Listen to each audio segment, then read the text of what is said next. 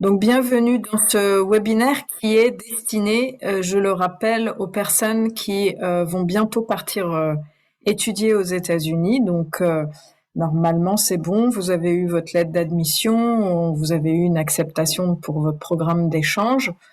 Vous attendez peut-être vos documents pour le visa ou alors vous l'avez déjà reçu. Donc, du coup, cette session va être divisée en plusieurs parties. Donc, la première partie, ça sera plus particulièrement sur les visas et ce sera présenté par Monsieur Thomas Limer qui travaille au consulat des États-Unis à Paris. Et moi, je suis Céline Ouziel, je travaille pour la commission franco-américaine, donc je vais partager mon écran pour vous expliquer un petit peu ce que c'est que la commission franco-américaine. Là, je suis allée trop loin dans le... Désolée. Là. Donc la commission franco-américaine a deux missions principales. La gestion du programme de bourse Fulbright, qui est une bourse internationale qui existe entre les États-Unis et environ 170 pays dans le monde. À la commission franco-américaine, on gère les bourses entre uniquement la France et les États-Unis. Donc pour des candidats français qui vont aux États-Unis, mais pour des masters ou des doctorats et pas pour des programmes d'échange, malheureusement. Et malheureusement aussi, de toute façon, toutes les dates limites pour la rentrée qui vient sont terminées. Et on accueille aussi des Américains en France. Donc moi, je travaille plus particulièrement au Centre Éducation USA de la Commission franco-américaine, qui est un centre d'information générale qui est lui aussi affilié au gouvernement américain à travers le département d'État, et le réseau Education USA est aussi un réseau international. Donc, trois intervenants aujourd'hui, Monsieur Thomas Liner, donc je l'ai déjà présenté, moi-même, et puis Audrey, qui fait un stage en ce moment au Centre Éducation USA, mais qui a également une expérience de séjour d'études aux États-Unis. Elle est revenue récemment d'un séjour à New York. Elle nous en parlera tout à l'heure. Voilà. Donc, je laisse Thomas faire sa présentation sur les visas. Gardez vos questions pour la fin ou alors posez-les dans la petite boîte Q&A et on y répondra vraiment à la fin de la présentation de Monsieur Limer. Voilà. Ok, merci beaucoup Céline. Moi, je m'appelle Tom, je suis ici à l'ambassade des États-Unis. Je vais essayer de le faire un peu en français. Je suis arrivé en France il y a un an. Alors, on va essayer de le faire entre peut-être l'anglais et le français. Et bon, je suis très content que vous avez décidé d'étudier aux États-Unis. Je pense que ce sera vraiment une expérience géniale. Moi aussi, j'ai travaillé comme professeur avant de commencer au département et j'ai eu beaucoup d'étudiants d'autres pays. Non, vraiment, c'est une expérience qui va enrichir, enrich votre vie, votre appris. Et bon, je suis très content que vous avez décidé d'étudier aux États-Unis. Alors, pour parler un peu sur le processus de comment obtenir la visa, que c'est nécessaire pour faire tout ça. Saline, est-ce que vous pouvez avancer? Ok, oui. Alors, oui, tout ça.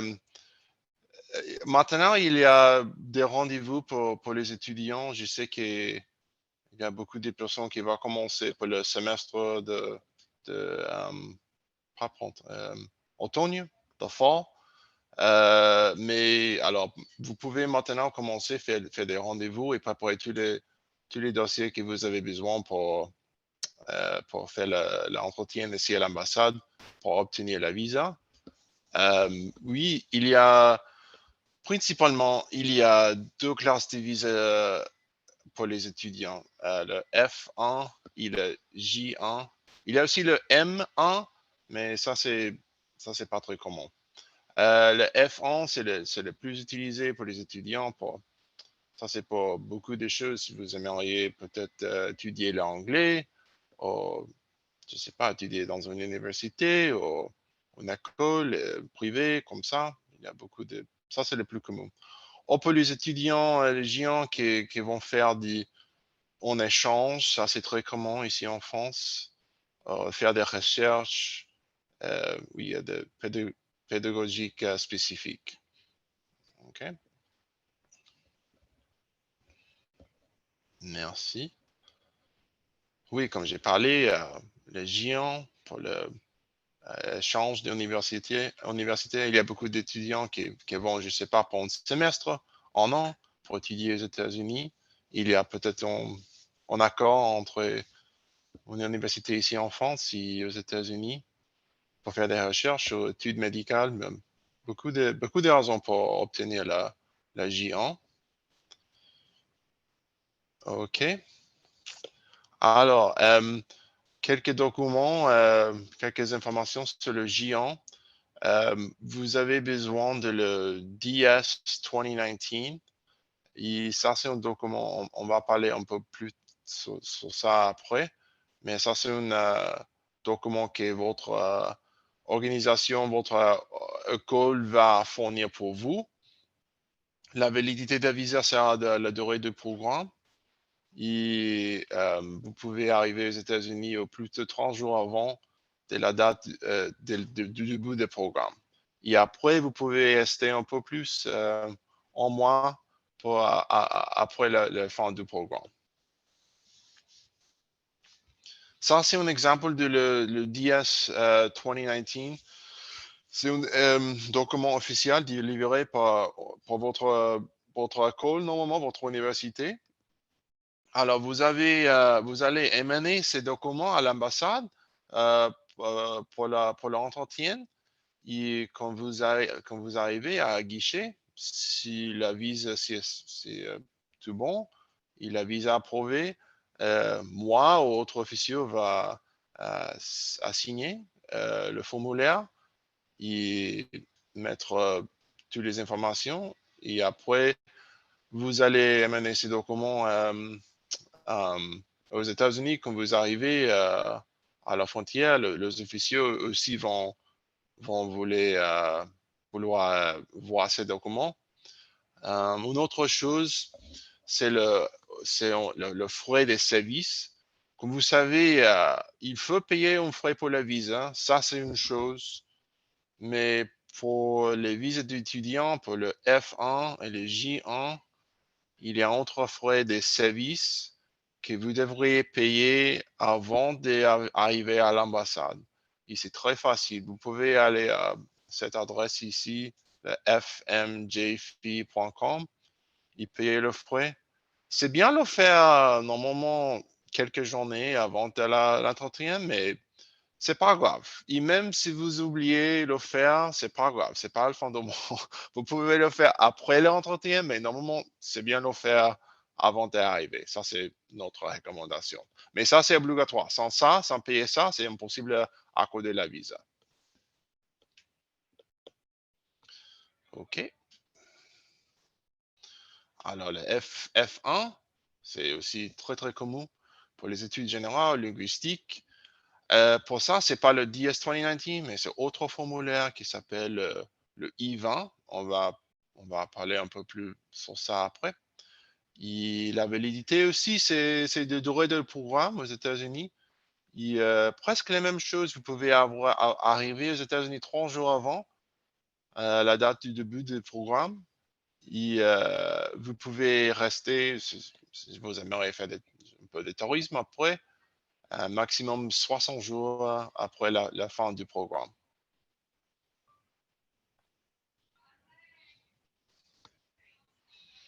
Et alors, ça, c'est le I-20.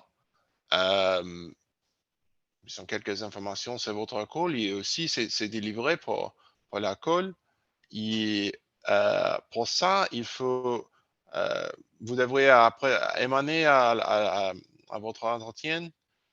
Et si la visa est accordée, c'est bien, vous gardez ça. Et au fin en bas de document, vous allez voir, il y a un lieu pour signer et vous devez le signer. C'est vous-même y mettre la date aussi. Mais vous devez faire ça seulement avant d'y arriver aux États-Unis parce que encore les officiaux à la frontière, ils vont vouloir voir ça pour entrer aux États-Unis. Et encore, il faut payer les frais de service. Oui, je pense que c'est un peu différent. C'est pas le même frais. Bon, c'est le même frais, mais je sais pas exactement. La- Pour I don't know F1, exactly. pour F1, c'est $350, je crois. Et 350 dollars. Pour J1 Exchange, c'est 220. OK, merci. Merci, Saline. Oui, et encore, vous pouvez faire ça avant d'arriver à l'ambassade. C'est très facile. Vous allez en ligne et vous pouvez payer les frais. Mais si vous oubliez, c'est pas grave. Vous pouvez faire les frais. Mais encore, c'est impossible d'accorder la visa sans payer ces frais.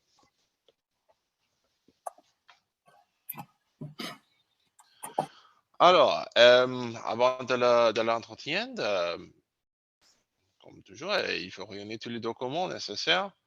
Voici notre adresse, notre website. Et là, vous pouvez y aller et prendre un rendez-vous. Mon chef, la chef de la section des visas, m'a dit hier qu'elle a ouvert beaucoup d'espace spécifiquement pour les étudiants, seulement pour. Et je pense que c'est une bonne idée de profiter de ça parce que, bon, nous sommes encore we're in a really deep hole pour cause de COVID. Il y a beaucoup de demandes pour visa maintenant et beaucoup de personnes qui attendent des mois pour avoir des entretiens. Alors, elle a réservé un espace maintenant seulement pour les étudiants. Alors, si vous pouvez profiter de cet espace, parce que c'est bien de le faire avant, si vous pouvez, parce que je ne sais pas comme c'est ça la chose pendant l'été. Pendant l'été, beaucoup de demandes. Et bon, ça, c'est ma recommandation. Faire le rendez-vous le plus tôt possible. Et je pense que vous pouvez, je pense que c'est 120 jours avant le commencement de le programme pour faire alors, 3 mois avant de votre programme, vous pouvez venir pour faire votre entretien. OK? Bon, bien sûr, il faut avoir un passeport validité. Le passeport doit être valide au moins plus de 6 mois de validité euh, pour, quand vous arrivez pour faire la visa. Le DS-160, ça c'est un formulaire de demande de visa, une petite photo que nous allons utiliser pour votre visa.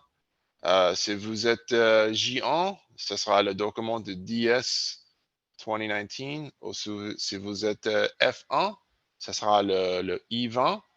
Et comme j'ai parlé, j'ai dit, c'est l'école, l'organisation qui va fournir ces documents pour vous. Si vous n'êtes pas français, mais si vous habitez en France, c'est bien fourni aussi le titre de séjour pour l'entretien. Et nous sommes presque dans le centre de Paris. C'est très facile à trouver. Le métro le plus proche, c'est le Concorde. Il y a beaucoup de lignes qui passent pour ça. Oui, place de la Concorde, c'est juste à côté. Nous sommes là. Alors, pour le rendez-vous, quand vous arrivez, normalement, vous devriez attendre. Il y a un parc à côté. Vous allez faire la queue là, passer pour la sécurité. Quand vous passez pour la sécurité, il faut laisser votre mobile, votre ordinateur. C'est pas possible d'entrer à l'ambassade avec tout ça. Peut-être vous voulez porter un livre parce que possiblement, on se dépend, il y a beaucoup de demandes maintenant. Oui. Nous manquons beaucoup de officiaux pour le Covid ou pour autre chose. Alors parfois, c'est possible que vous devriez attendre un peu. Alors, merci pour la patience. C'est une situation un peu compliquée maintenant, mais oui, tout ça. Et, et oui, oui, mais ça c'est tout pour le rendez-vous. Oui. Et après, quand vous avez déjà le rendez-vous, il faut obtenir les documents DS 2019 au IVAN. Ça, c'est nécessaire. C'est obligatoire, en fait. Et oui,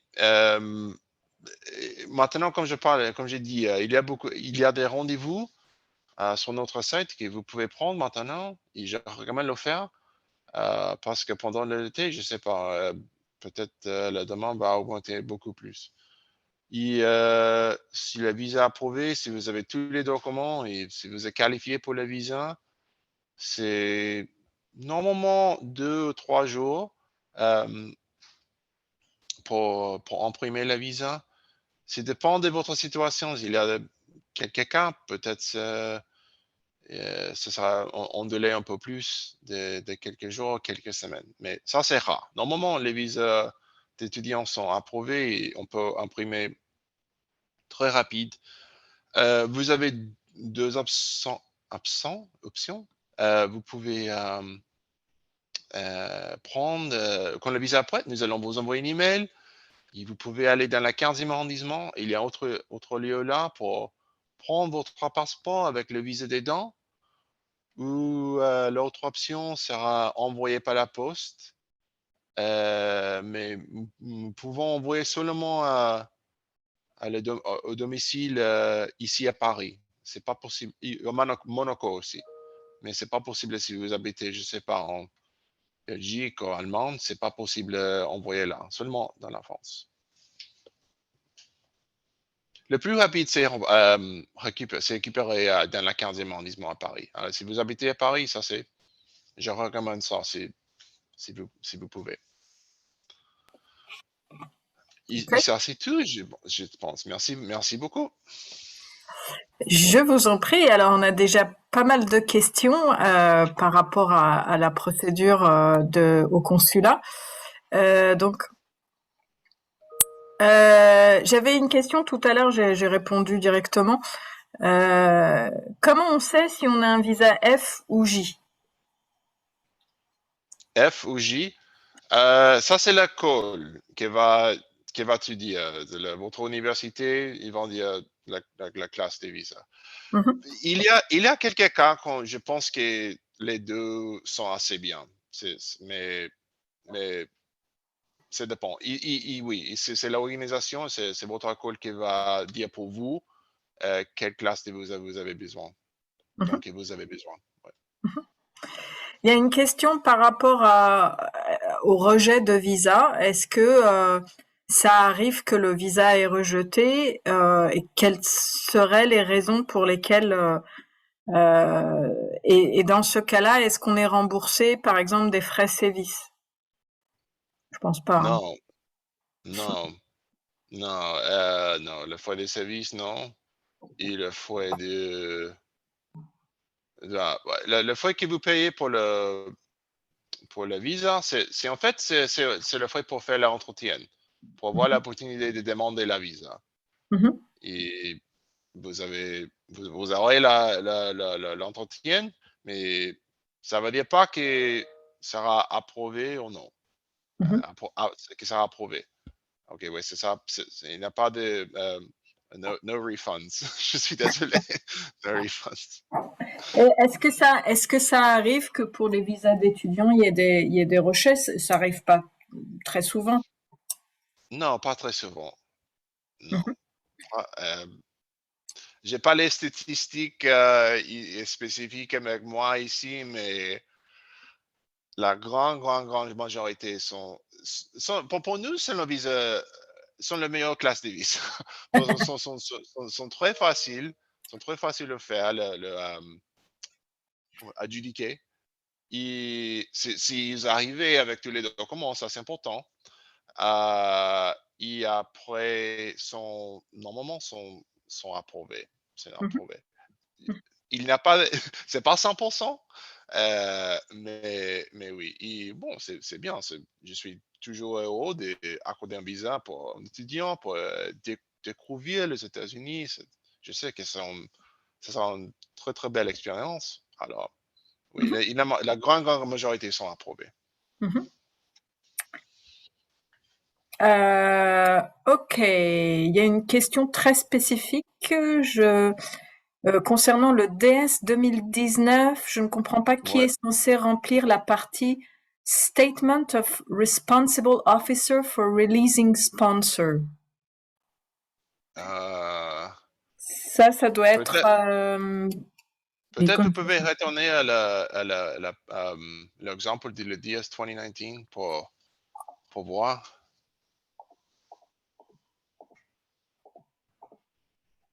Alors, ce qu'il y a, c'est qu'il faut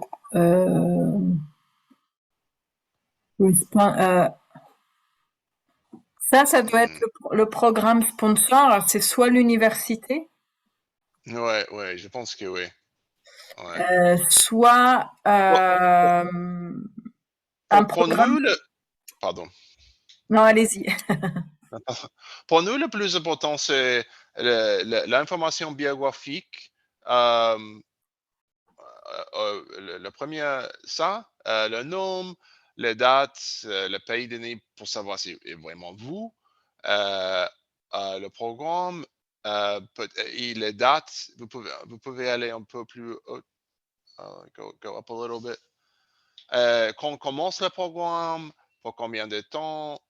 Euh, Parfois, il y a un breakdown le coût du programme. Ça, pour nous, c'est le plus important. Euh, Mhm. mais oui, pour le demandeur, il faut, en bas, il y a un lieu pour assigner. Mhm. Yeah. Et ça, c'est, ouais, ça, c'est, ça, Et c'est là, le plus et important. c'est là que l'ambassade signe. Travel validation. Non, c'est name, c'est signature, c'est à gauche. D'accord. Signature, ouais. Okay. No, but Ah, the part that is called travel ah oui, validation by responsible officer, and that's where you sign, right? the officer signs, yes. Ok. Donc en fait, ça répond à la question de la personne. Ah, d'accord, pardon. Alors, il y a une personne qui dit qu'en ce moment, il n'y a pas de rendez-vous disponible. Est-ce que du coup, il y a toujours cette possibilité de faire une demande accélérée? Ouais. Euh, Paris Visa Inquiry at state.gov. Mhm, Vous pouvez envoyer un email pour mhm. Mais je pense qu'il y a même il y a même un moyen de le faire avec la plateforme de rendez-vous, c'est ça? On retourne sur. oui, le rendez-vous va montrer tous les rendez-vous disponibles. Oui. Je ne sais pas pour les prochaines 2, 3 semaines. Mhm. Pour votre classe de visa. Mais ici, il n'y a pas de rendez-vous. Mais je pense qu'il, ah, je pensais que oui, qu'il y a, mais sinon, dans ce cas, si c'est vraiment une emergency, vous pouvez envoyer un email, c'est Paris Visa Inquiry. Euh, Peut-être je peux Oui, écrire. si vous pouvez l'écrire sur la boîte de discussion. Mhm. Euh, Mais je tout pense seulement, qu'on nous avait pardon. montré que c'était possible à partir de la plateforme de rendez-vous, de prise de rendez-vous, de retourner sur son compte et de voir s'il n'y a pas des rendez-vous plus tôt. Je pense qu'il faut y retourner régulièrement pour voir s'il n'y a pas eu des rendez-vous Ah oui, ouverts. oui, non, ça c'est vrai. il faut, je vais vérifier cette adresse ici. Yeah, Paris Visa Inquiry.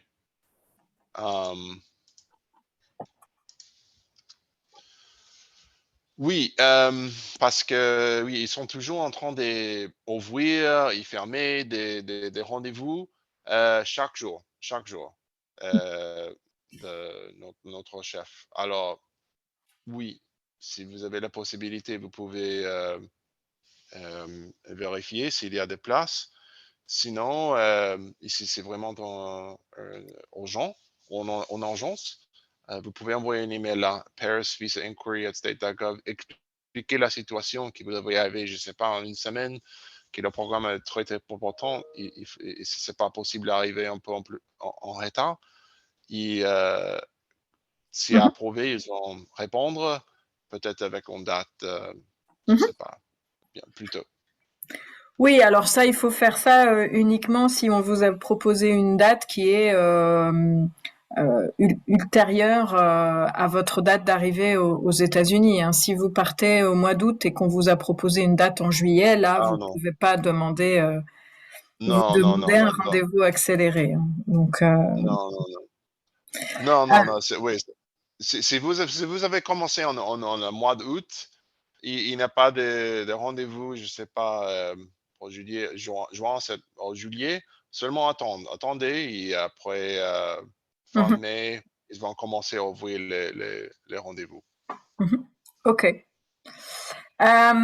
Alors, est-ce que c'est possible d'ailleurs de faire la demande de visa et de demander un entretien avant d'avoir reçu le I-20 ou le DS 2019?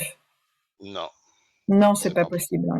Il faut c'est pas attendre. possible. Il faut au moins attendre d'avoir ce qu'on appelle le service number, qui, je sais pas si Ouais, vous voyez ma souris là, qui par exemple pour le DS 2019, c'est le numéro qui commence par N. ouais. Et qui se trouve en haut à droite de votre DS 2019. Je ne sais Hmm. pas si on peut le voir aussi sur le I-20. Le I-20, le numéro, il est Service là, ID number, yeah. Service ID Number. Et si jamais votre université peut vous envoyer ce numéro, bah à ce moment-là, je pense que vous pouvez faire les démarches sur la plateforme du rendez-vous et surtout remplir le fameux formulaire en ligne qui s'appelle le DS 160. Ouais, ouais, ouais, ouais. Non, c'est vrai, c'est bien. Alors, pareil pour, il y a une demande, est-ce que je dois faire le visa F ou J? De toute façon, c'est votre institution d'accueil qui vous dira. C'est pas vous qui décidez, hein. C'est pas vous qui Ouais, choisissez entre l'un ou l'autre. C'est ouais, votre institution d'accueil, hein. c'est l'institution. Ouais, ouais, ouais. Ils devraient savoir parce que normalement, ils ont fait cet échange ou cette oui, demande de visa beaucoup de fois avec beaucoup d'élèves. Alors, devraient savoir à quelle classe vous avez, dont que vous avez besoin. Ouais. Euh, ah oui, il y a une question par rapport au titre de séjour pour les ressortissants étrangers. Est-ce qu'il faut qu'il y ait une durée de validité minimum?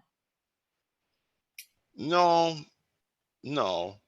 Mhm. Euh, mais c'est bien pour c'est bien il doit qu'il soit valide. Or, si vous êtes en train de faire comment dit-on, la rénovation La de titre, renouvellement? Renouvellement? renouvellement, il y a un petit document qui explique que vous êtes en train de faire ça. Ça, c'est Mhm, bien.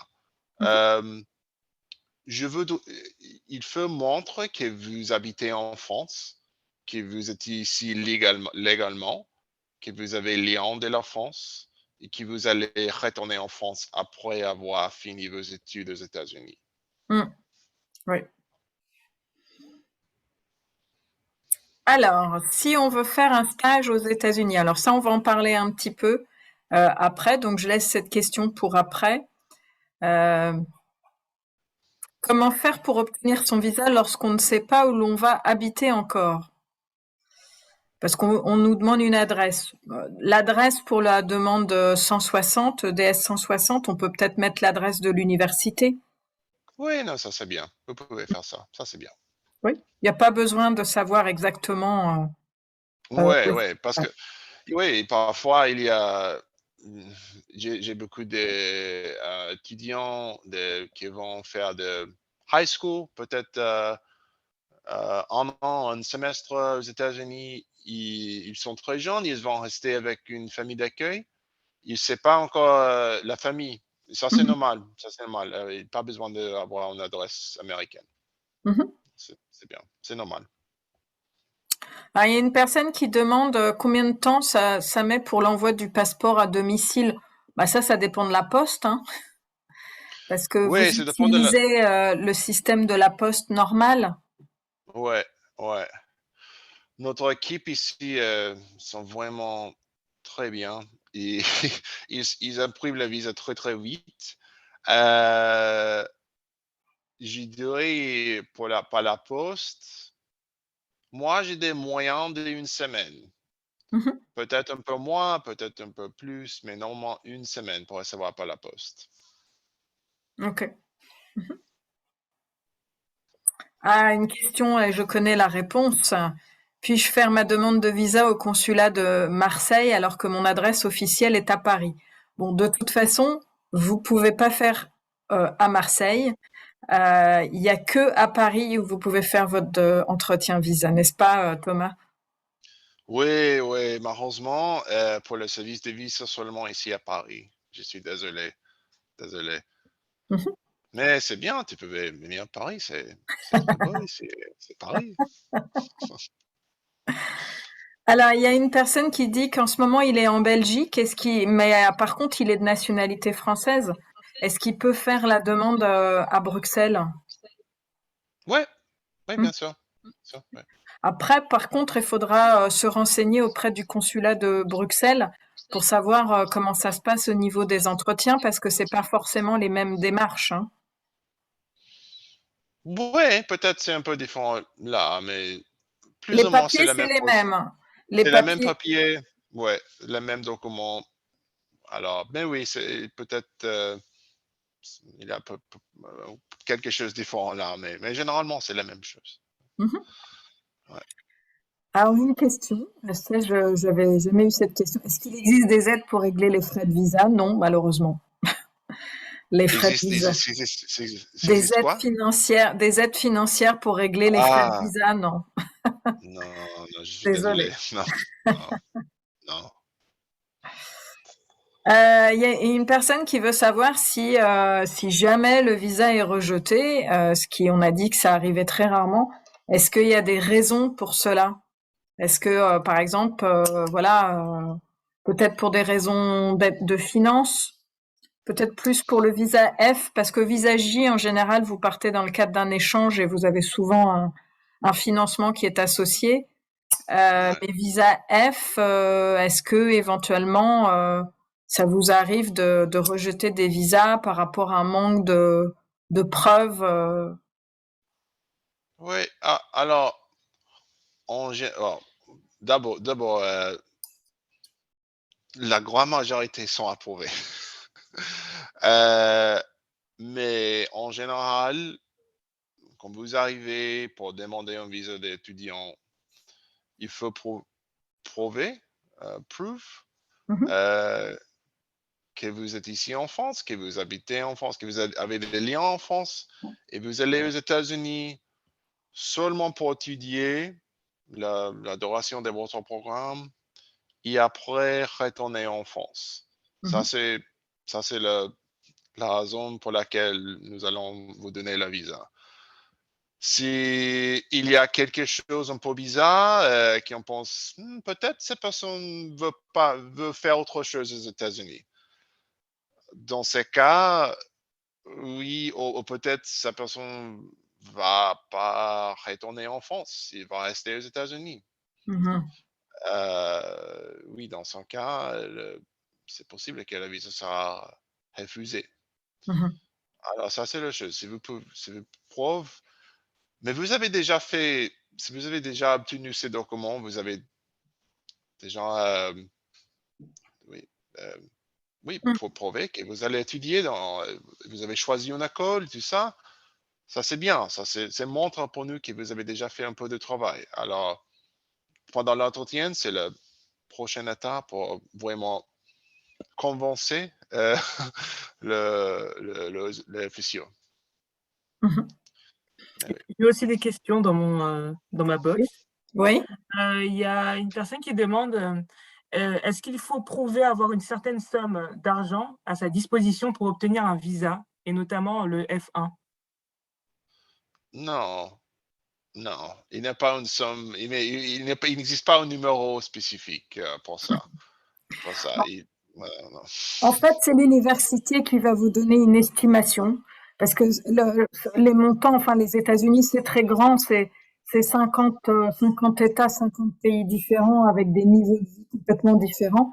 Donc, c'est de toute façon l'université d'accueil qui est censée vous donner les papiers pour, si c'est pour un F1, donc c'est le I-20, ils vont vous demander, ils vont vous dire, voilà, ça, chez nous, ça coûte. Et en fait, quand vous regardez le I-20, là, je ne sais pas si je peux agrandir.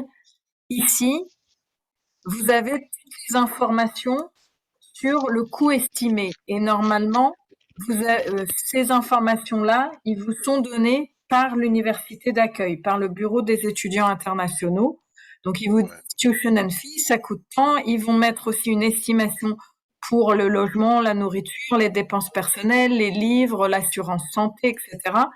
Et à côté de ça, sur le F1, ils vont dire, bah voilà, cette personne, elle va ramener tant de dollars en fonds personnels, elle va obtenir telle bourse ouais, pour de la part de l'université ou de la part d'un organisme tiers.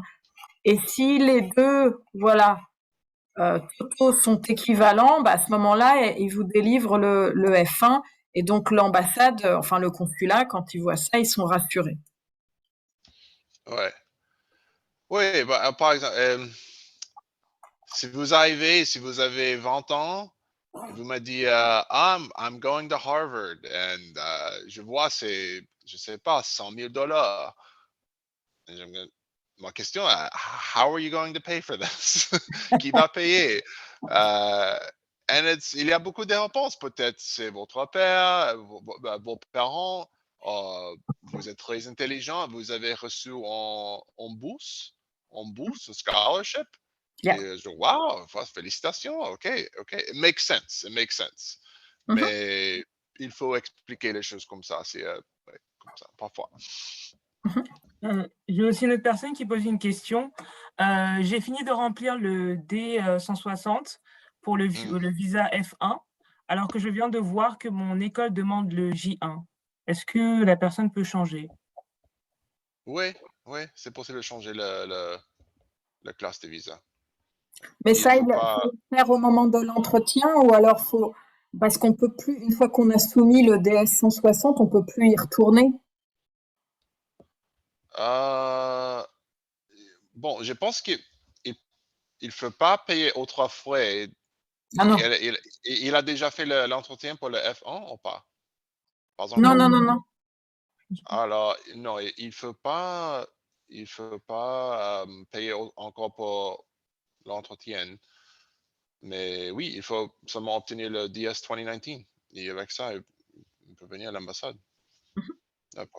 I think that the person just filled out the DS 160 and just got confused and said he will get a student visa instead an exchange student. Oh, Is it okay. That's possible to okay. change that during the interview or? Yes, that's Okay, possible. That's okay. possible. Tu as repéré d'autres questions, Audrey? Oui, bon là on avait répondu sur les fonds minimums. Il y en a pas de fonds minimum pour les visas. Heu, alors il y a une personne qui n'a pas bien compris, que doit-elle envoyer par la poste au consulat? Il n'y a rien à envoyer à la poste consul. Non, non, non, il faut venir à l'ambassade pour l'entretien. Ouais, Mhm. Il faut absolument se déplacer à l'ambassade, au consulat américain à Paris, place de la Concorde. Pour venir, vous Ouais, venez avec vos documents et ouais, vous passez l'entretien et normalement vous dites dès le jour de l'entretien si le visa est accordé, n'est-ce pas? ouais, normalement, ouais. Et bon, ça, c'est autre chose. L'entretien, et surtout, comme j'ai parlé, nous manquons beaucoup de staff et beaucoup d'officiaux. Et nous avons beaucoup de demandes et l'entretien va passer vite. Alors, préparez, peut-être, c'est pas le chose de ah, ça va et tu fais quoi? Il passe très, très vite et parfois les demandeurs sont un peu choqués, la rapidité de Mhm. l'entretien, mais c'est malheureusement parce que nous avons beaucoup, beaucoup de demandes et nous aimerions faire, aider toutes les personnes possibles pendant la journée. Et alors, c'est comme ça. Mais normalement, l'entretien sont 1, 2 minutes maximum. C'est très, très rapide. C'est très rapide.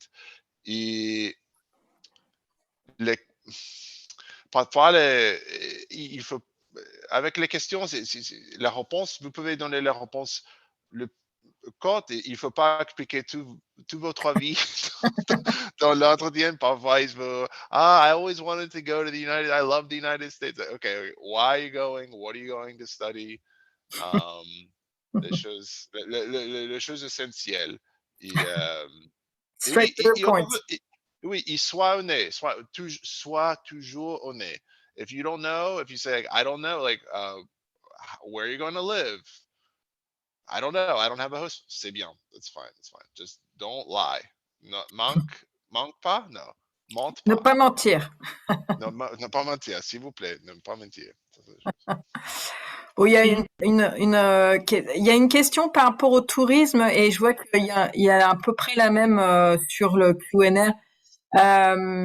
Est-ce que on peut rester plus longtemps que 30 ou 60 jours après la fin? Est-ce qu'on peut faire un visa de tourisme après? No. Well, No. no. You I can't know do the like answer, but I will let you no. know. You can't get a no because il faut demander un visa dehors des États-Unis. Oui. Vous pouvez pas demander un visa quand vous êtes déjà aux États-Unis. Non, c'est normalement 30 jours pour le J1 et 60 jours pour le F1. Mhm. Euh, mais quand vous arrivez aux États-Unis, vous parlez avec les officiers de la frontière, vous expliquez votre situation. Ils sont eux vraiment qui décident pour combien de temps vous pouvez rester aux États-Unis. Mais normalement, ouais, c'est comme ça. C'est Ouais. non, Je suis pas sûre qu'il ouais, soit. Ou alors faut tomber sur quelqu'un de très très gentil, hein, à mon avis. non, c'est comme ça, c'est comme ça. Non, mais est-ce Ouais. que ça pose problème, par exemple, si à la fin du visa et à la fin de la grace period, donc la grace period, c'est les 30 ou les 60 jours Ouais, supplémentaires, est-ce qu'on peut sortir du territoire et re-rentrer avec ESTA ou c'est mal vu? ok. Oui, non, c'est possible, c'est possible. Mais oui, par exemple, vous pouvez aller à Canada ou au Mexique. Et après, si vous aimeriez entrer aux États-Unis, mais comme touriste, vous pouvez faire la demande d'ESTA. Et si la est approuvée, vous pouvez entrer aux États-Unis, mais cette fois, vous êtes là comme touriste. Hmm. Euh, Ça, c'est la chose. Chaque fois que vous entrez aux États-Unis, ça dépend de votre. Il faut classifier, classify votre Classique, ouais. status. Mhm. Pardon, c'est quoi? Faut classer, enfin, faut savoir Oui, quel est l'objectif du séjour, en fait. oui, oui. Alors, comme étudiant, vous allez entrer comme F1 ou J1. Et vous devrez suivre le paramètre, les règles de cette classe de visa. Mhm. Et ça veut dire que, OK, je suis étudiant, je suis ici pour faire mes études. Et après, si je suis G1, je reste 30 jours après mes études. Au F1, je reste 60, maximum 60 jours après mes études. Et après, je dois partir. Si vous entrez comme touriste, OK, comme ESTA, normalement, c'est OK, je suis ici comme touriste. Normalement, je peux rester maximum 90 jours. Et après, je dois partir des États-Unis. Mhm. Ok.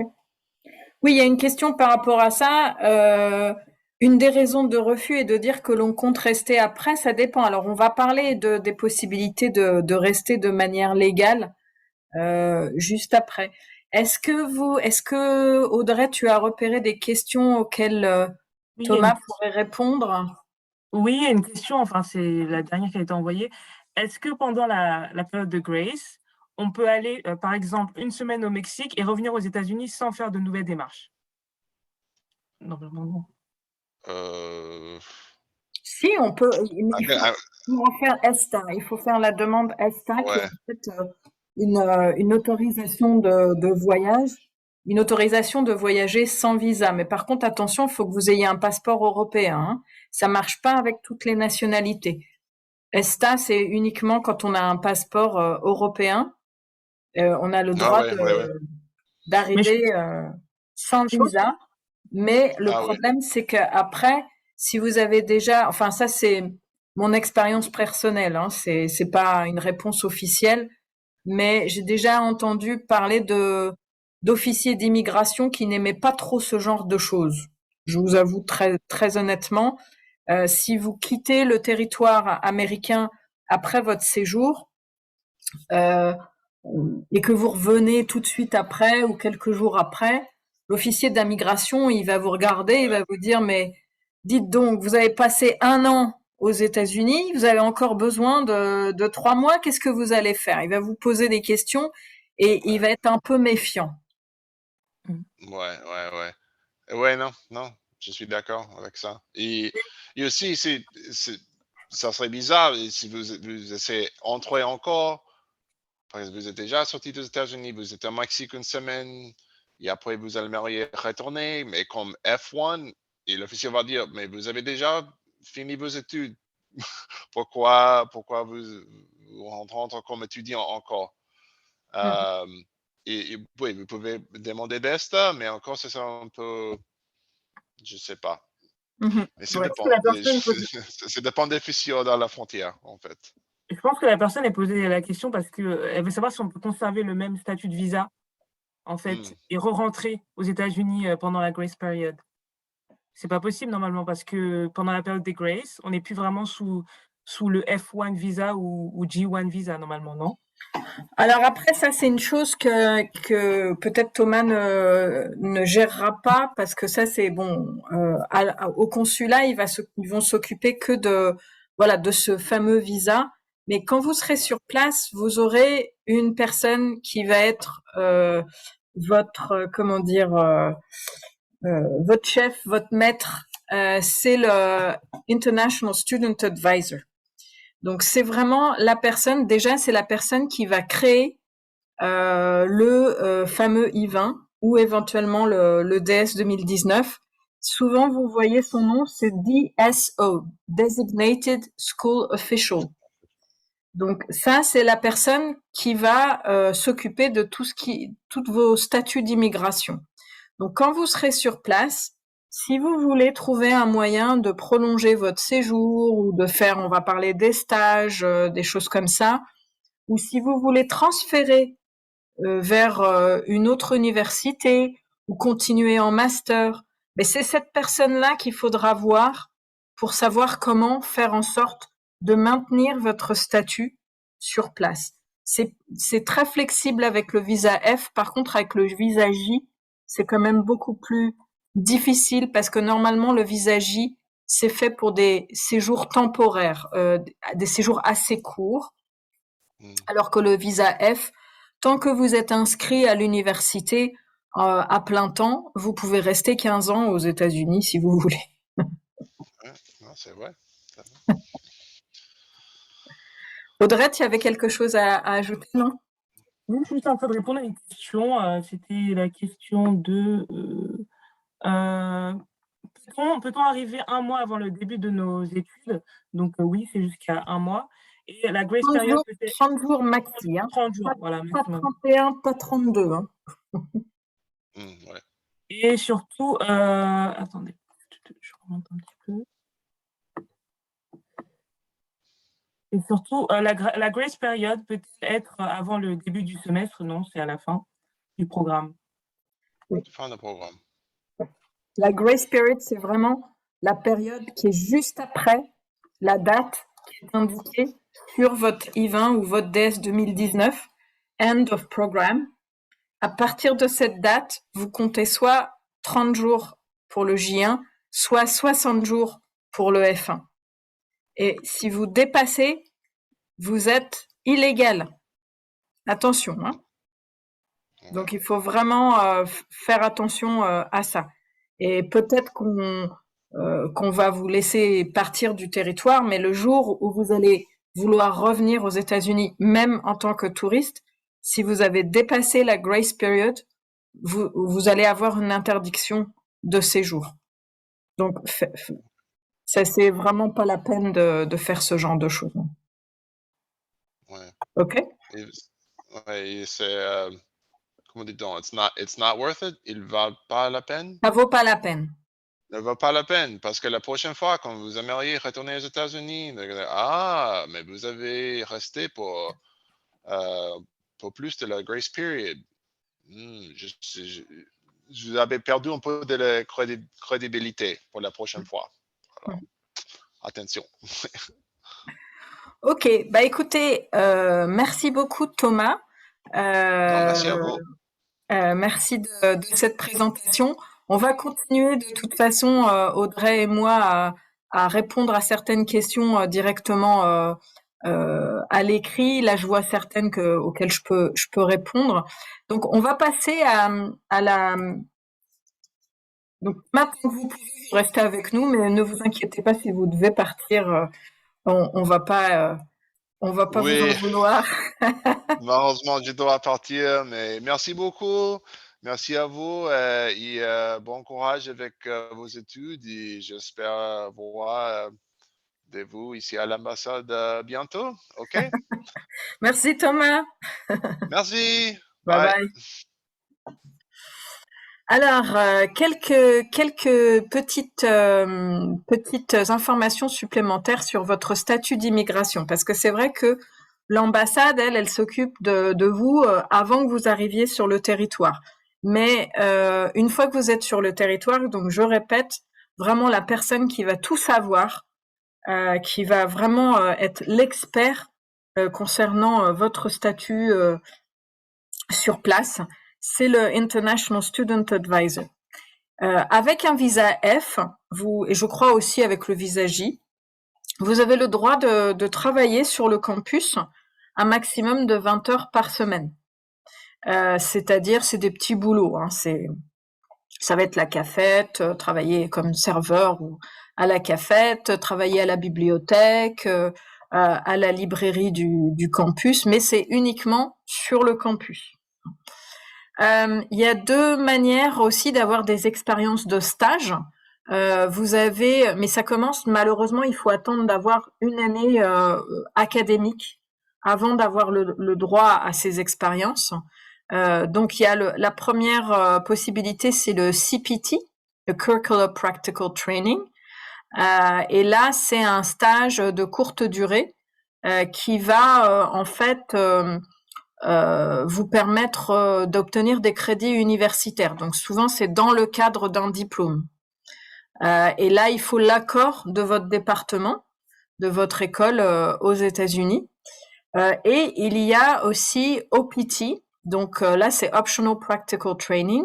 Et ça, c'est une fois que vous avez terminé votre cursus, vous avez la possibilité de prolonger donc votre visa de 12 mois supplémentaires pour faire un stage à plein temps en entreprise. Alors ça, par contre, CPT et OPT, c'est uniquement pour le visa F. Ça marche pas avec le J. Avec le J, il y a quelque chose qui est plus ou moins équivalent qui s'appelle Academic Training. Mais les conditions pour faire un Academic Training sont vraiment, vraiment propres à chaque catégorie. Parce que dans le visa J1, il y a plusieurs catégories. Et je vous invite vraiment à vous renseigner auprès de votre International Student Advisor de l'école, de votre institution d'accueil pour savoir dans quelles conditions vous pouvez soit faire CPT, soit faire OPT, soit faire academic training.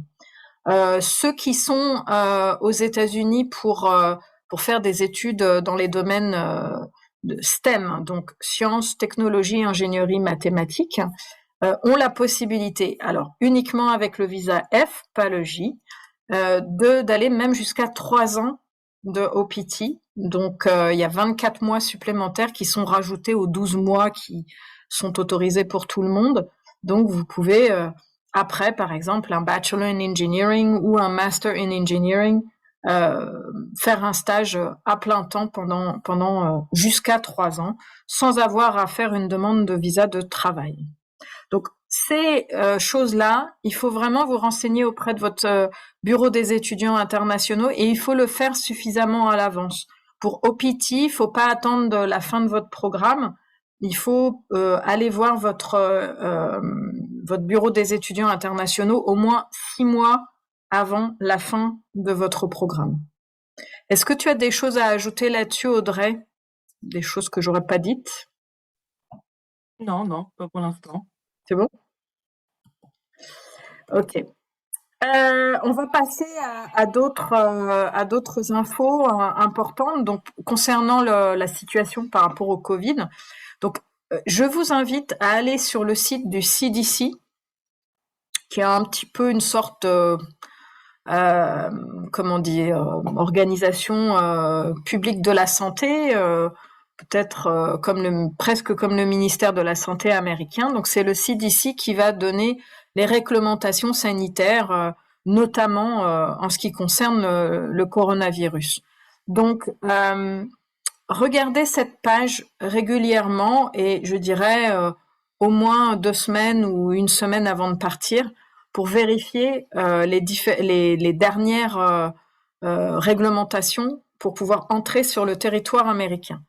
À l'heure actuelle, vous êtes obligé d'être vacciné et d'avoir un vaccin qui est reconnu aux États-Unis. Donc la plupart de nos vaccins, Pfizer, Moderna, j'ai oublié le troisième, peut-être pas AstraZeneca, non, je crois que c'est Pfizer et Moderna. Ces 2 vaccins sont tout à fait reconnus. Je pense qu'il y a aussi Janssen, j'ai oublié tous ceux qui... Mais de toute façon, tout ça, c'est indiqué sur le site du CDC. Donc, vous devez avoir au moins 2 doses. Je suis pas sûre que la dose de rappel soit obligatoire. Mais en plus de ça, il faut aussi que vous fassiez un test de moins de 24 heures avant de prendre l'avion ou avant d'arriver sur le territoire. Donc si par exemple vous avez une correspondance dans un autre pays que les États-Unis, il faut bien calculer les 24 heures. Et évidemment, il faut que ce test soit négatif. Donc voilà. Mais ça peut changer d'ici le mois d'août. Donc ne vous fiez pas uniquement à ces informations. Alors, ce qu'il faut voir, c'est aussi comment ça va se passer sur votre campus. Et ça, encore une fois, c'est votre International Student Advisor qui va vous donner les réglementations de l'État dans lequel vous allez faire vos études, mais aussi les réglementations sur le campus si par exemple vous vivez en résidence universitaire. Est-ce qu'il y a une procédure de quarantaine? Bon, en ce moment, il n'y en a pas. Est-ce qu'il faut absolument être vacciné? De toute façon, il faudra être vacciné pour rentrer sur le territoire. Donc, voilà. Mais est-ce qu'il faut une dose de rappel? Est-ce qu'ils fournissent des masques? Est-ce qu'on vous oblige à passer des tests régulièrement sur place? Donc tout ça, c'est indiqué sur le site de l'université, mais si vous trouvez pas l'info, contactez votre international student. Et puis on va parler de l'assurance santé juste après, mais vérifiez aussi que l'assurance que vous allez prendre va vous couvrir si jamais vous êtes malade de la Covid et si vous avez besoin de soins à l'hôpital. Alors, à savoir pour les frais de santé aux États-Unis, donc il n'y a pas de système public obligatoire comme notre Sécu. Chaque Américain a sa propre mutuelle privée. Les soins sont de très haute qualité, bon, comme en France, hein, mais par contre, les frais sont absolument pas du tout les mêmes qu'en France. Ça coûte vraiment très très cher. Vous allez voir un médecin généraliste, ça peut vous coûter facilement 100-150 $, alors que chez nous, c'est 25 €. Il n'y a pas de tarif conventionné. Donc chaque médecin, chaque clinique, chaque centre de santé peut faire le tarif qu'il veut. Et ça dépend aussi de l'assurance que vous avez. Sachez que la Sécu française, donc si vous partez dans le cadre d'un échange, par exemple, vous allez garder votre Sécu en France, mais par contre, la Sécu, elle va pas vous rembourser les frais américains, elle va vous rembourser uniquement sur présentation de facture, c'est-à-dire qu'il n'y aura pas de tiers payant, il faudra avancer les frais, et selon uniquement les tarifs français. Et si vous avez une mutuelle en plus de la Sécu que vous utilisez pour la France, normalement, elle ne couvre pas vos frais aux États-Unis.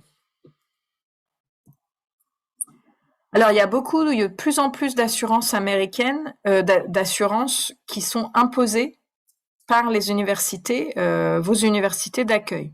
Souvent, quand on vous fait payer les frais de scolarité, ça peut être inclus. On peut vous demander de payer des health insurance plans. Donc, il faut vous renseigner. Est-ce que vous êtes obligé de payer ces frais? Généralement, c'est beaucoup plus cher que des assurances que vous trouvez en France ou en Europe. Ça peut être 1 500 $ par semestre. Donc, il faut vérifier ça. Elles sont quelquefois plus avantageuses, notamment pour tout ce qui concerne les pre-existing conditions, donc c'est-à-dire les maladies que vous avez contractées avant le départ, avant le séjour aux États-Unis. Mais par contre, bon, il y a peut-être d'autres clauses qui sont pas forcément aussi bien que les assurances françaises.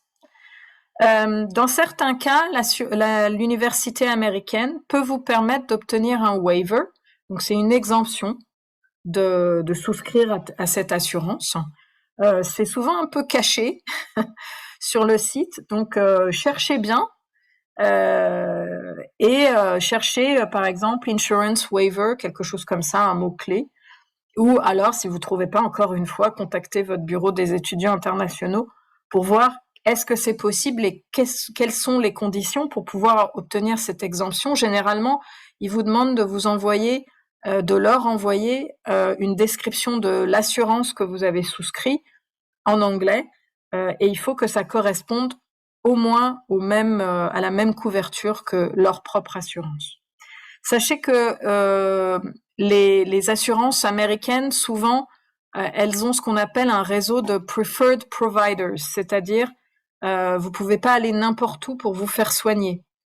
Donc, faut vérifier ça aussi. Si vous devez prendre l'assurance de l'université américaine, il faut voir quelles sont les cliniques, les centres de santé auxquels vous avez accès et pour lesquels vous pourrez être remboursé par la suite.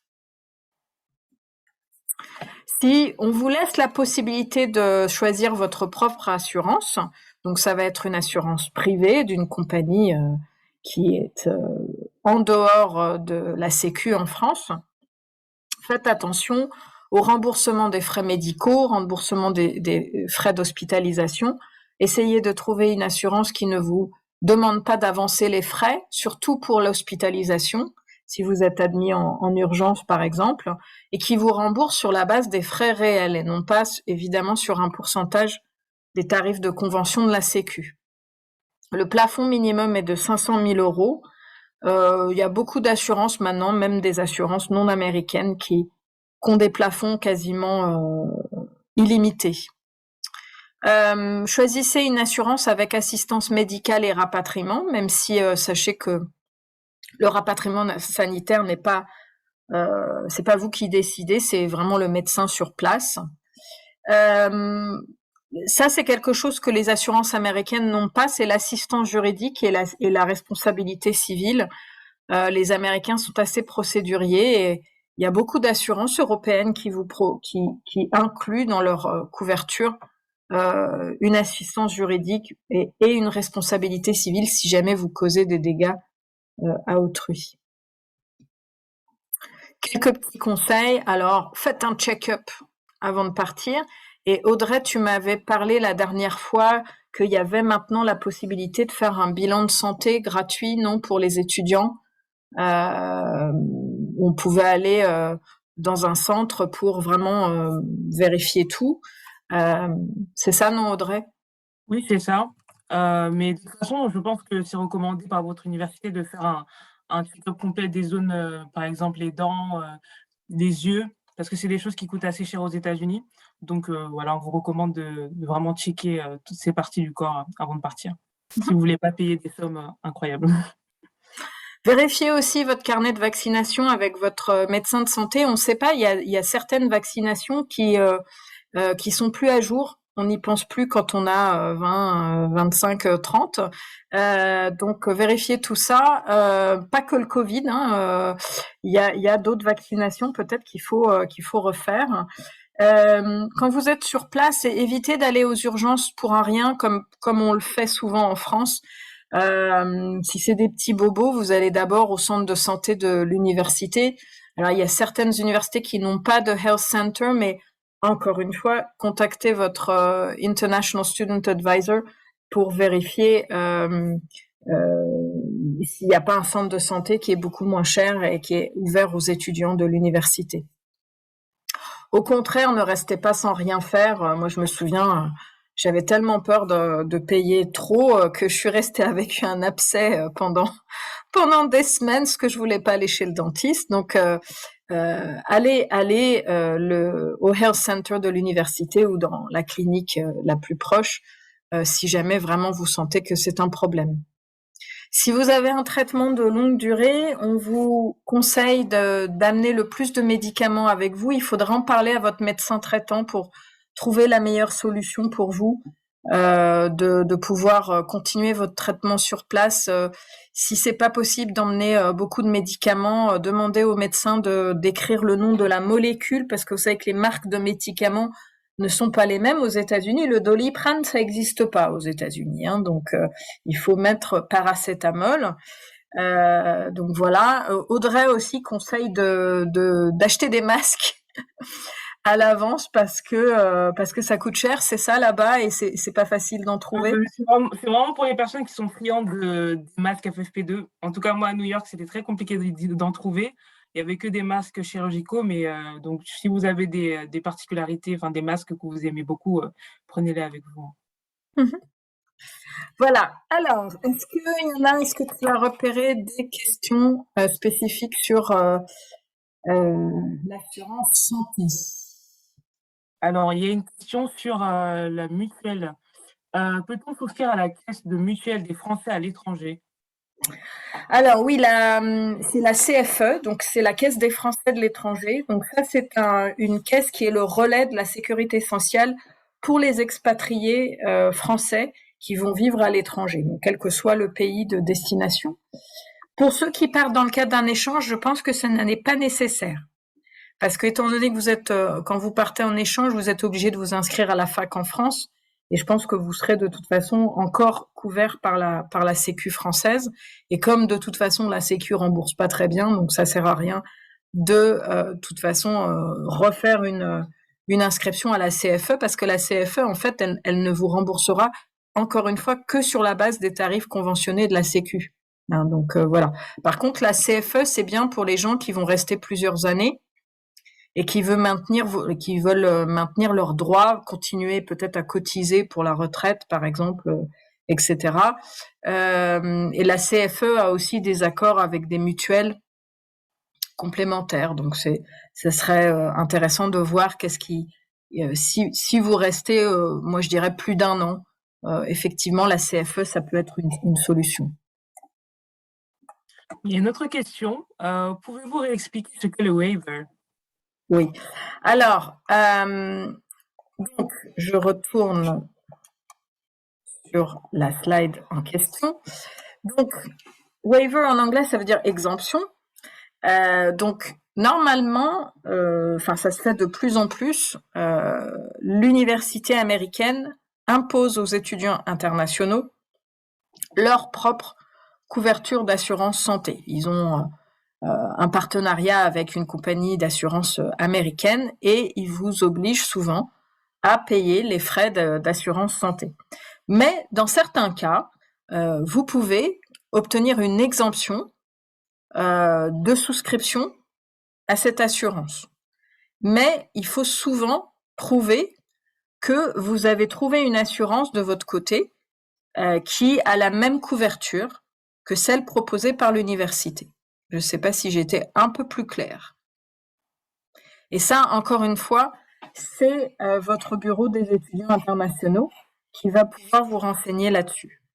Donc ça peut permettre de faire des économies parce que les universités américaines, leurs assurances, elles sont vraiment très très chères. Je vous ai dit, c'est 1 500 $ parfois par semestre, alors qu'une assurance santé française ou européenne, ça coûte pas plus de 500 € l'année. Donc ça, si on peut vous permettre de prendre votre propre assurance, ça serait plus avantageux pour vous. Alors, j'ai pas de questions sur ça. Sur les assurances, j'en ai pas. Alors, où trouver les différentes assurances disponibles pour pouvoir les comparer? Alors, moi, à la fin de la session, une fois que l'enregistrement sera terminé, j'enverrai à tous ceux qui se sont inscrits aujourd'hui à cette session un récapitulatif de la demande de visa, une fiche d'information sur les assurances. Et à la fin de cette fiche, je vous ai mis des adresses d'assurances françaises. Et après, faudra vous-même faire votre propre recherche, comparer et voir ce qui correspond le plus. Si on a déjà accepté l'assurance, est-ce que c'est encore possible? Alors ça, faut voir avec votre université.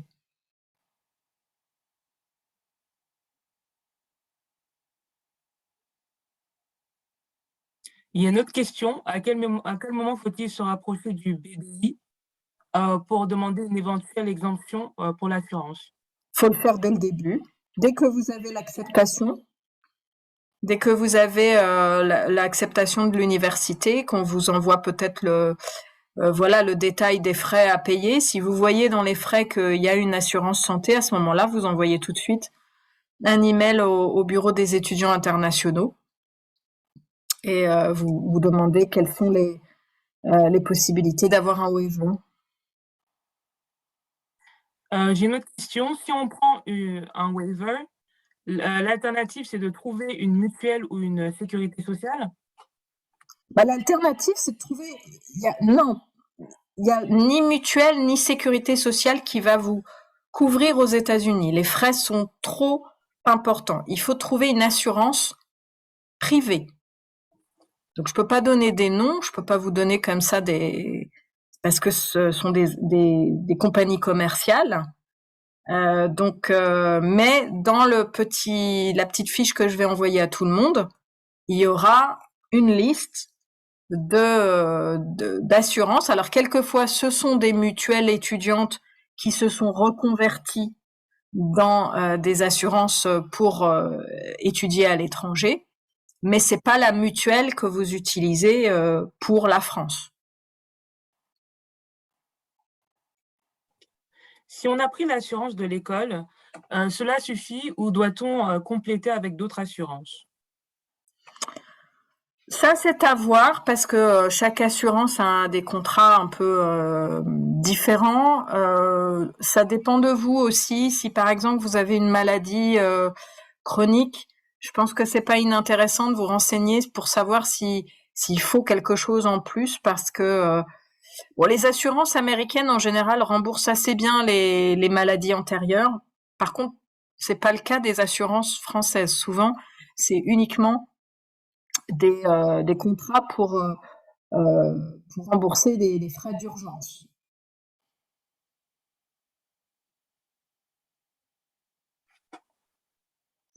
Les personnes qui donnent un conseil, les assurances, ils ont souvent une offre pour la mobilité internationale.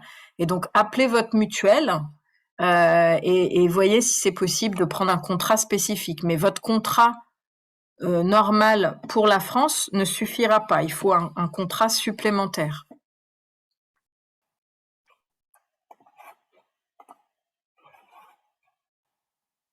Plus de questions sur l'assurance.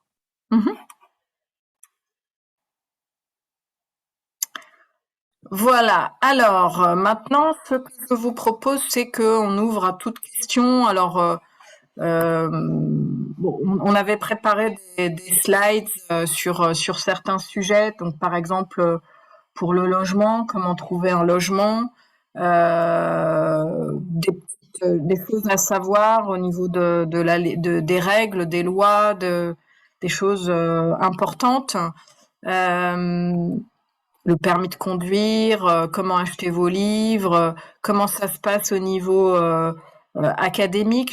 Je vais pas passer du temps sur chaque slide, mais vraiment, voilà, je vous les montre rapidement pour que ça peut-être évoque chez vous des questions. Oui, il y a déjà une question qui n'a Ouais. rien à voir avec l'assurance du coup. Je pars étudier pour une 3e année bachelor licence. Existe-t-il quelconque aide ou bourse que l'on puisse demander?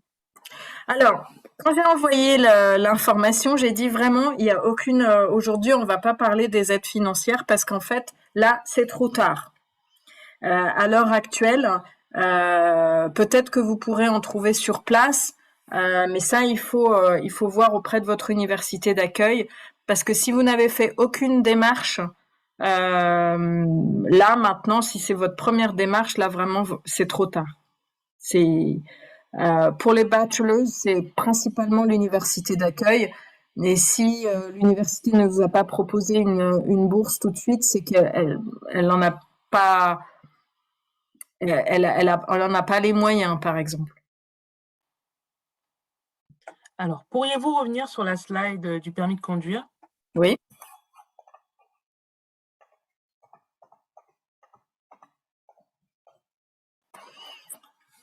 Voilà, donc je suppose que le but c'est de commenter. Donc, si jamais vous avez déjà votre permis de conduire en France, la plupart du temps, le permis français est valable 3 mois, c'est uniquement pour le tourisme.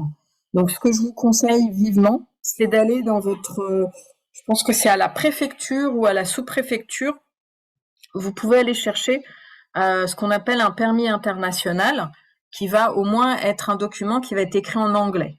Parce que évidemment, le permis français, les Américains vont pas comprendre ce que c'est. Donc, permis international, je crois que c'est gratuit. Dans certains États, c'est valable 6 mois et voire 1 an. Il y a des accords de reconnaissance, mais je vous conseille pas de faire ça, surtout si vous restez pas longtemps. Si vous avez déjà votre permis en France, il est possible d'échanger avec un permis américain sans avoir à repasser le permis sur place. Donc voilà, il y a la liste des États qui ont cet accord de réciprocité avec la France. Mais le problème, c'est que quand vous échangez votre permis français, ils le gardent. Donc vous pouvez pas avoir les 2 permis en même temps. Donc c'est pour ça que je déconseille de faire ça à ceux qui vont rester seulement 1 année. Passer son permis aux États-Unis, c'est très facile et c'est pas cher du tout. Et en plus, ça vous permet d'avoir une pièce d'identité que vous allez pouvoir montrer partout. Et comme ça, vous pouvez garder votre passeport dans un coffre-fort à l'abri. Donc pour ça, il faut juste contacter ce qu'on appelle le Department of Motor Vehicles de l'État dans lequel vous voulez passer votre permis. Même si vous avez un permis de l'État de Michigan, vous pouvez conduire dans l'Ohio, hein, c'est pas interdit. Mais simplement, il faut juste savoir est-ce qu'il y a un changement au niveau du code. Quelquefois, il y a des petites nuances entre États. Le principe, c'est que si vous avez déjà votre permis, vous n'avez pas besoin de prendre des heures de conduite, de passer par une auto-école. D'ailleurs, il y a très peu d'auto-écoles aux États-Unis. Et on va simplement vous demander de passer un test QCM, donc le code, un test oculaire et le test de conduite. La particularité, c'est comme il n'y a pas d'auto-école aux États-Unis, il n'y a pas de voiture dotée des doubles pédales. Je sais pas comment on dit ça. Donc du coup, et eux-mêmes, les examinateurs ne viennent pas avec une voiture. Donc vous devez amener une voiture pour passer votre test de conduite. Donc ça, c'est un peu bizarre. Donc ça veut dire qu'il faut soit louer une voiture avec votre permis français ou votre permis international, soit éventuellement demander à quelqu'un de vous prêter une voiture. Donc, il faut que ça soit... Les Américains font assez confiance en général. Donc, Et aussi peut-être précision, c'est plutôt la boîte automatique, hein, oui, aux États-Unis. voilà. Effectivement, ils ne conduisent pratiquement que avec des boîtes automatiques, donc pas de boîte manuelle. Alors, il y a une question, est-ce qu'on peut se promener avec une photocopie du passeport plutôt que le passeport directement? Oui, mais disons que moi je pense qu'il faut, ça dépend où vous allez. Si vous restez sur votre campus, bougez pas trop de la ville, ok. Mais si vous allez voyager, non, il faut votre passeport, il faut que le visa soit visible. Si nous passons notre permis aux États-Unis, il sera valable en France? Bah, ça dépend des accords. Donc, il sera valable si vous avez un permis d'un des États qui sont indiqués sur cette page. Il faudra faire un échange. Mais si vous le passez en Californie, par exemple, il sera pas valable en France, hein. J'ai plein de collègues californiennes, elles peuvent pas te conduire en France. Il faudra le repasser en France. Et pour l'instant, j'ai plus d'autres questions. Voilà, je vais regarder s'il y a d'autres questions auxquelles on n'a pas répondu pour tout ce qui est visa, peut-être. Oui, visa, il y en a normalement encore.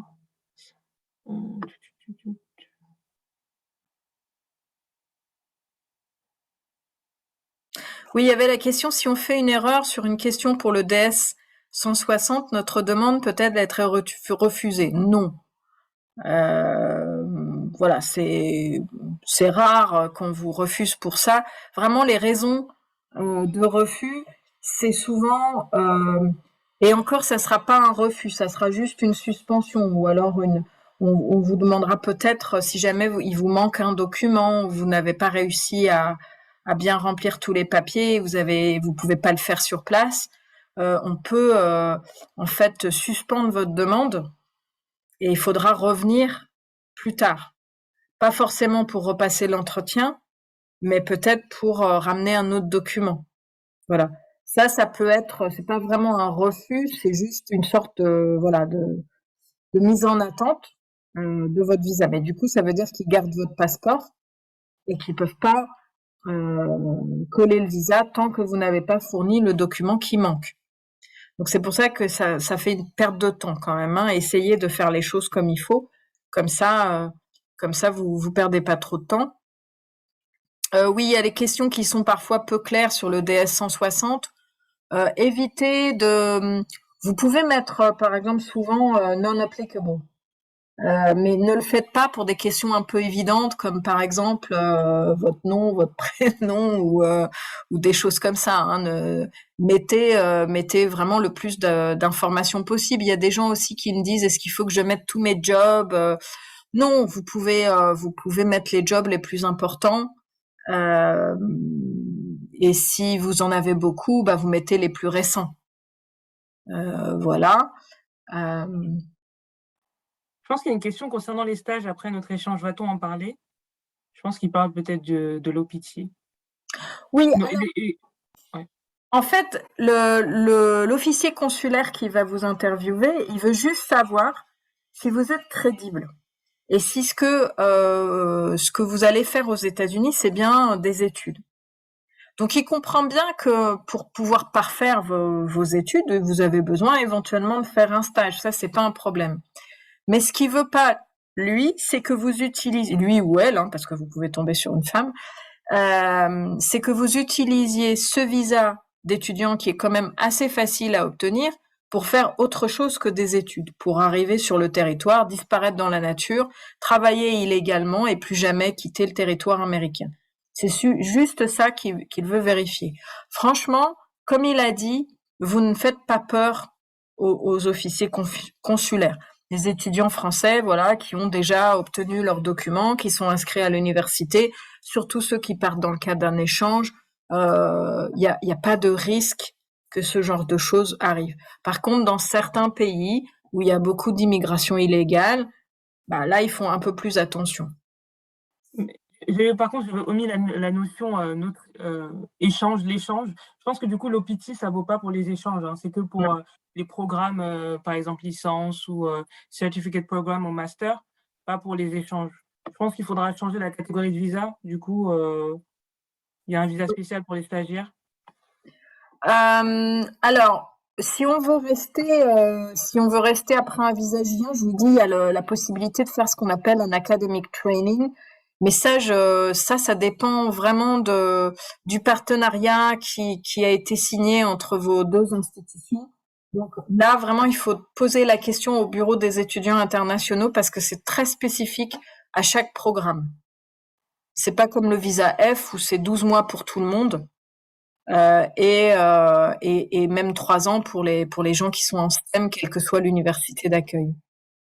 Il y a une personne qui demande s'il a la nationalité américaine, est-ce qu'il doit quand même faire un visa? Bah non. Non. Si vous avez la nationalité américaine, même si vous êtes franco-américain, il faut profiter de votre passeport, vous n'avez pas besoin de visa. Après, j'ai une question pour moi. Comment est-ce que j'ai trouvé mon logement? Moi, mon logement, il a été imposé par mon programme d'études et j'étais logée au 92nd Y. Donc, c'est à Manhattan. Et c'est en fait, on va dire, c'est un foyer de jeunes travailleurs un peu. Je sais pas, il n'y a pas vraiment de similitude entre les États-Unis et la France, mais c'est un peu comme un foyer de jeunes travailleurs. Et mon budget, quel était ton budget moyen? Bah moi, en tout cas, le 92nd Y, je le payais $2000 le mois parce que ça m'était imposé. Mais je pense qu'il y a des moyens de se loger plus facilement à New York, surtout si on est en colocation. Moi, j'étais toute seule dans une chambre et les toilettes, la salle de bain, etc., c'était commun, la cuisine aussi. Donc, c'est peut-être pas la meilleure option pour tout le monde. Et j'avais pas, en réalité, j'avais pas vraiment de budget moyen. Mais il faut pas faire comme moi. Mais je pense que c'est vraiment la nourriture le plus cher aux États-Unis, enfin, notamment à New York, c'est vraiment la nourriture. Donc, je conseille de faire au moins un budget par mois en ne comptant pas le logement parce que ça va très très vite. Voilà. Oui, effectivement, vraiment le New York, Los Angeles, Miami, c'est ce qui coûte le plus cher aux États-Unis.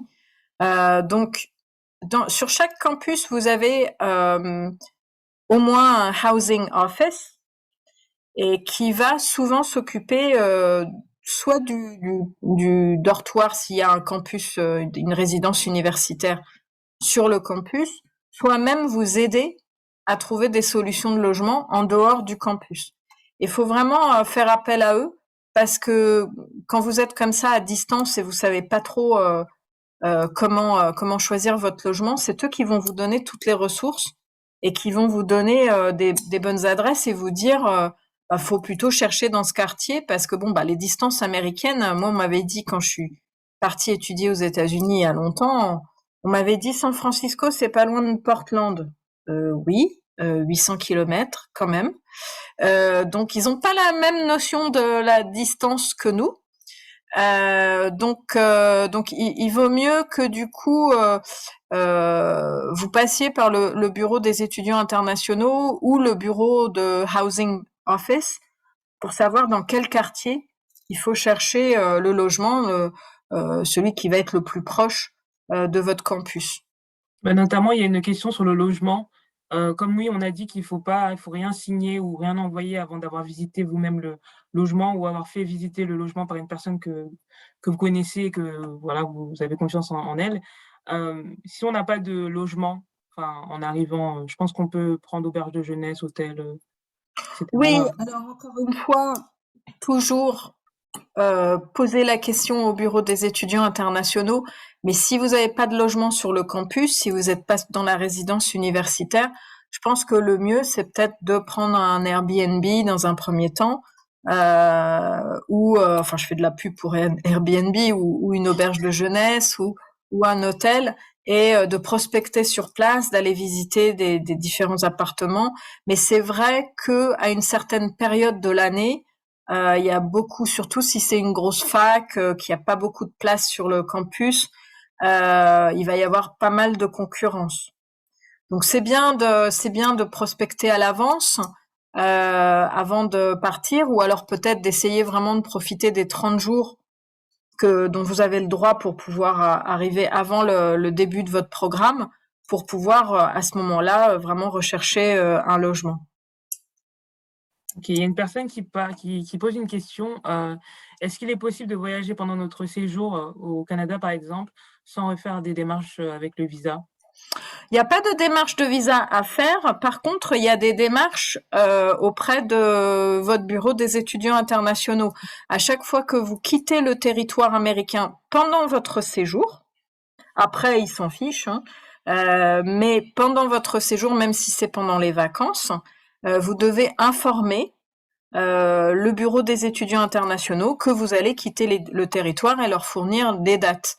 Et ça, du coup, ils vont l'inscrire dans ce qu'on appelle le système CVS, simplement pour expliquer que vous n'avez pas disparu dans la nature et que le fait de quitter le territoire est temporaire et que vous avez le droit de revenir. Parce que si vous faites pas ça, ils risquent d'annuler votre statut dans le système CEVIS, et quand vous allez revenir à la frontière, l'officier d'immigration peut vous interdire de rentrer. Donc, faites attention à ça. Amenez avec vous le DS 2019 ou le I-20 également, pour pouvoir retourner sur le territoire américain par la suite.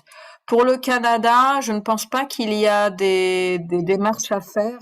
Peut-être un truc faut vraiment regarder, parce qu'il maintenant il y a des réglementations supplémentaires par rapport au Covid, donc vérifier auprès de l'ambassade du Canada pour savoir quelles sont les conditions pour entrer sur le territoire quand on vient des États-Unis. Donc je vous conseille de regarder le site de l'ambassade du Canada aux États-Unis.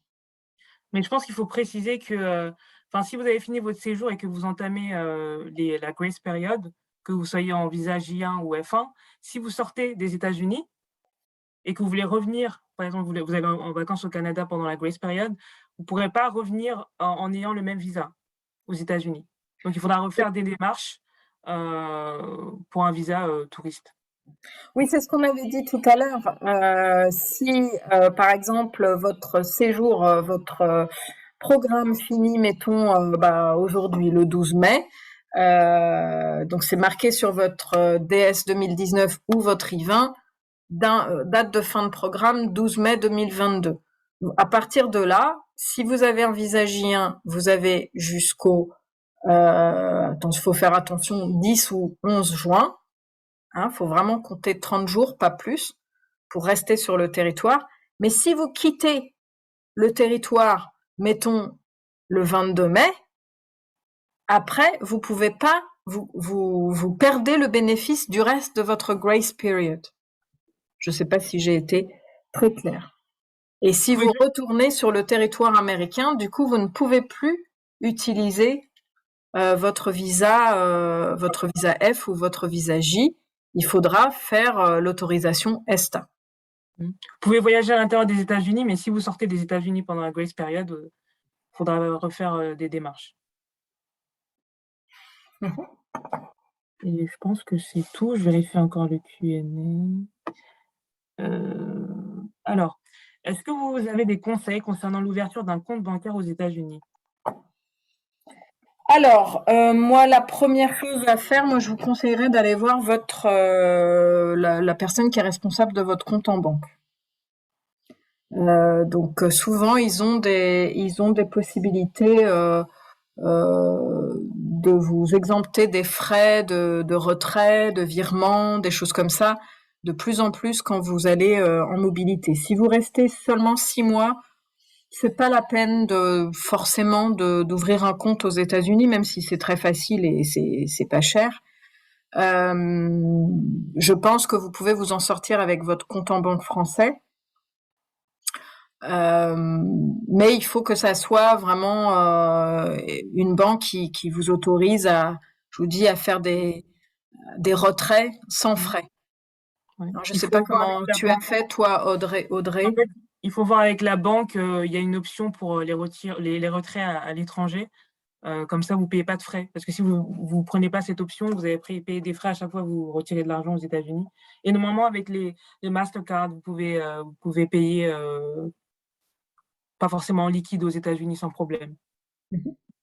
Et il y a une autre question, je pense que c'est pratiquement pareil.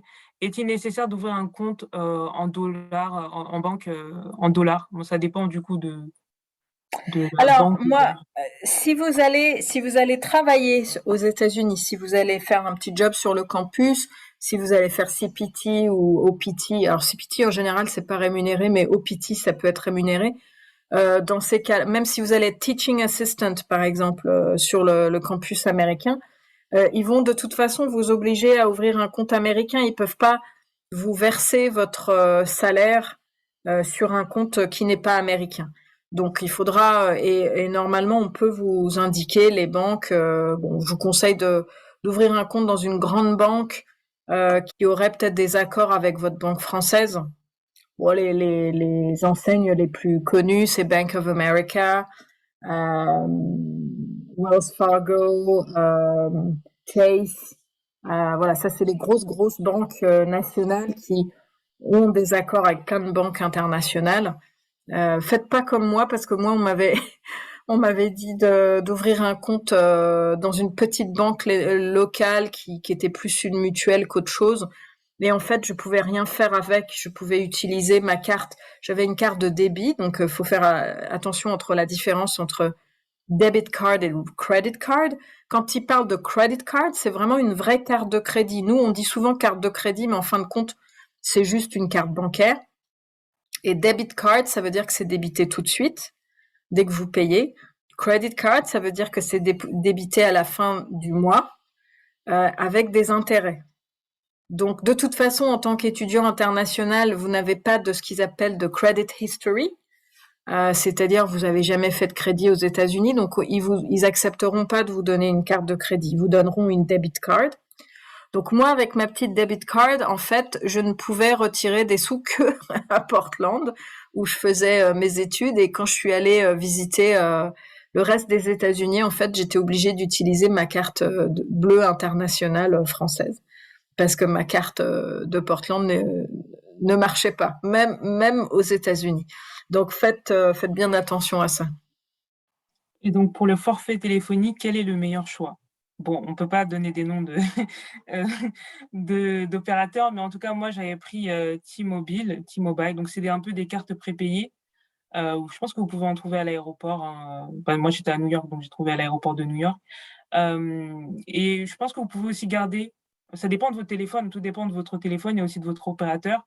Il y a peut-être des opérateurs qui ont des forfaits internationaux, qui sont beaucoup plus avantageux que les forfaits américains. Donc ça dépend vraiment de votre opérateur français et de ce que vous voulez, combien de data, combien d'internet, voilà. Mm. J'ai pas mal de jeunes qui m'ont dit qu'ils ont gardé leur portable, Et moi aussi.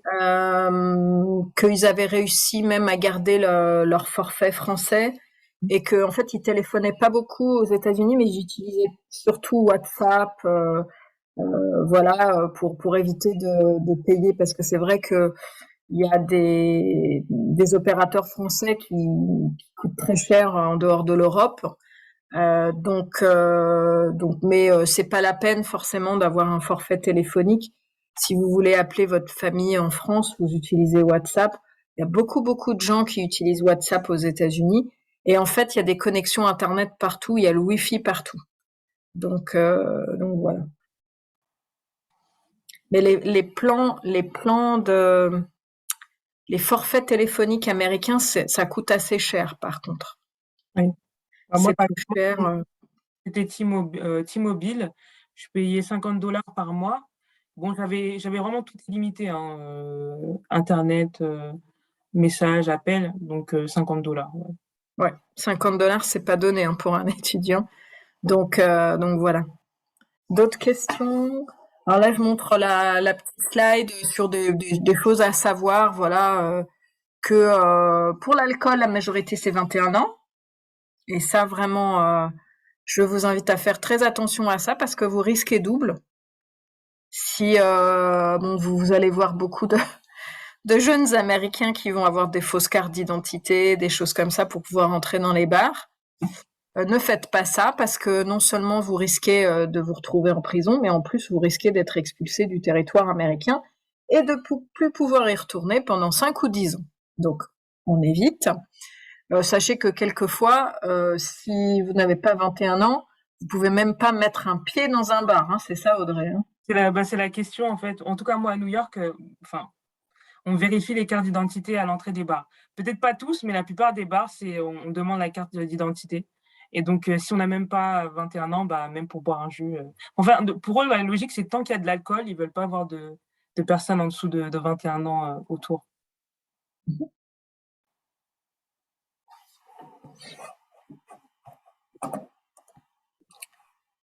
Voilà. Écoutez, on arrive là, on a dépassé un petit peu l'horaire, on a dépassé d'un quart d'heure. Donc, je vous remercie à tous de votre attention. Donc, comme je l'ai dit, je vais vous envoyer par email à tous ceux qui se sont inscrits, non seulement le lien vers l'enregistrement de cette séance, pour ceux notamment qui n'ont pas pu participer, une fiche d'information sur la demande de visa qui va être vraiment détaillée, et aussi une fiche d'information sur les assurances santé avec à la fin une liste de compagnies françaises, et il faudra faire vos petits marchés vous-même. Nous vous invitons fortement non seulement à vous inscrire, alors peut-être pas vous inscrire à la newsletter, mais peut-être en tout cas liker notre page France Éducation USA. Donc vous allez sur Instagram et on va faire beaucoup d'interviews de gens qui vont partir. Donc voilà, et on a déjà mis quelques interviews là. Et aussi, si vous voulez partager votre expérience avec nous, vous pouvez nous envoyer des mails. On se chargera de partager votre expérience sur nos réseaux sociaux si vous voulez. Voilà, et quand vous serez aux États-Unis aussi, n'hésitez pas à partager des photos, des choses comme ça. Voilà, merci beaucoup à tous. Et puis, très bon voyage et profitez bien de votre année aux États-Unis.